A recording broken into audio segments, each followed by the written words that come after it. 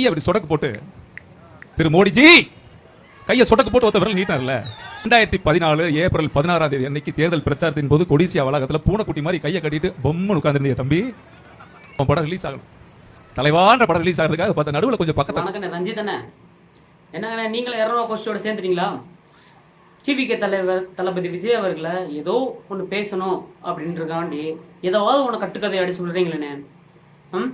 ஏன்னா நீங்கள் சொன்ன தலைவா படம் வந்துட்டு 2013 ஆகஸ்ட் 9ஆம் தேதியே ரிலீஸ் ஆயிடுச்சு சரிங்களா? நீங்கள் சொன்ன டேட் வந்துட்டு 2014 ஏப்ரல் 14. அதே டேட்டில் நரேந்திர மோடி சந்திச்சது என்னமோ உண்மைதான். ஆனால் அந்த சந்திப்போட எதுக்காண்டி சந்திச்சாங்கன்னு தெரியுமா? ஃபஸ்ட்டு நரேந்திர மோடி அவர்களே வந்துட்டு தமிழ்நாட்டில் ரஜினிகாந்த் அவர்களையும் விஜய் அவர்களையும் தானாக கூப்பிட்டு பேசின ஒரு மீட்டிங். அந்த மீட்டிங் சரிங்களா? அது நீங்கள் சொன்ன வந்துட்டு கொடிசியா வளாகம்லாம் கிடையாது, லீ மெரிடியன் ஹோட்டலில் வந்துட்டு அந்த சந்திப்பு ஏற்பட்டுச்சு சரிங்களா?